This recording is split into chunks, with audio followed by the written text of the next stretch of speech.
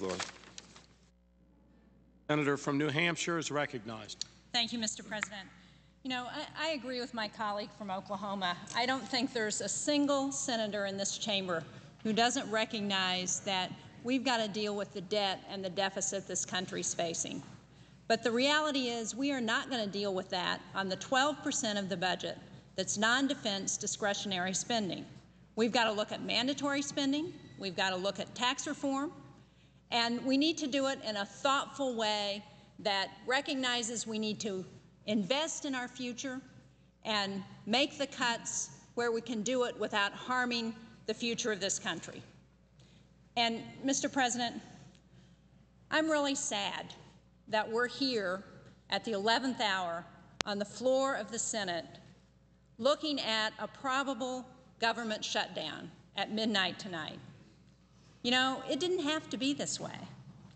I was really disappointed to read accounts of some of our colleagues in the other chamber, on the other side of the Capitol, who are literally applauding when they were told that a government shutdown was coming. Well, the people of my home state of New Hampshire aren't applauding. They don't want a shutdown because they know that a shutdown of the federal government is bad for the country, it's bad for the economy, it's bad for the people of New Hampshire. Let me begin by going over some of the things that are going to happen in New Hampshire if the government shuts down. You know, I've spoken before, Mr. President, about companies in my home state of New Hampshire who are affected by our inability to get a budget done. Companies like Velcro USA. Now, I think we all know what Velcro is. I'm proud to say that it's produced in New Hampshire. It was invented in New Hampshire. And the United States military is a major customer for Velcro. It's a major customer of the company Velcro USA because Velcro is used in soldiers' uniforms and equipment. Normally, the government is a steady customer of Velcro USA, but now they've been waiting for months for the government, for us in Congress to pass a full-year funding bill for the government. A shutdown will mean increased uncertainty for the company and for the hundreds of employees who work there. We heard from another company in my home state, a small, innovative, high-tech company, that has said even the smallest shutdown is going to have dire effects. They said that they will lose 95% of their revenue if we have a shutdown. Now, this is a small business. They've got about 45 employees. But it's a business that has a lot of growth potential. It's exactly the kind of innovative company that will keep America's economy competitive. They were planning to hire 16 people this year, so increasing their workforce by about a third. But that's going to be put on hold if we have a government shutdown. And then there's the housing market. In New Hampshire and across the country, it's still very fragile. It's probably the slowest to recover sector of our economy. In New Hampshire, foreclosure rates are down 12% from a year ago, but they're still at historic highs. FHA home loan guarantees have been critical to recovery in the housing market. But again, all of that is going to stop in a shutdown. No new FHA loans could be approved.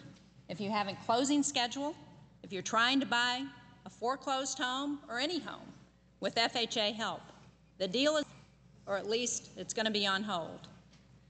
With all of the problems that have been caused by the housing crisis, we should not be hamstringing one of the most effective programs we have for assisting homeowners.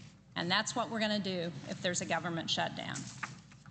A shutdown would also close the Small Business Administration's lending programs. And we all know how important working capital is for small businesses and that that's still a problem. And then, of course, there are the 7,400 federal workers in New Hampshire. That makes the federal government one of our state's largest employers. And they don't know when paychecks are going to start again. They don't know if they're going to get any of their back pay. Their salary isn't just important for them and for their families, but these 7,400 hardworking New Hampshire citizens are critical to their local economies. When their pay stops, they stop making their mortgage payments, they stop paying their utility bills, they stop shopping at their local stores. And these are just some of the effects of a shutdown on the economy in my state of New Hampshire. New Hampshire is a small state, but if we multiply these economic impacts across our entire country, this shutdown carries the real risk of undermining our fragile economic recovery. And why is this happening? We have an agreement, pretty much, on how much we're going to cut in spending, and in fact, the Senate has gone more than 50% towards meeting the House in the cuts they want to make in the budget. This is not about how much money we're going to cut from the budget. This is happening because we have a small minority in Congress who wants to use the federal budget to prevent women from having access to family planning and other reproductive health care services. My colleague, Senator Coons, talked very eloquently about what Title X does. Title X funding provides reproductive health services to women who otherwise couldn't access those services. That includes contraceptives, screenings for sexually transmitted diseases, screenings for breast and cervical cancer. It provides preventive care for women who, in so many cases in New Hampshire and across this country, would not be able to get access to that health care. In New Hampshire, we have 28 clinics who receive Title X funds.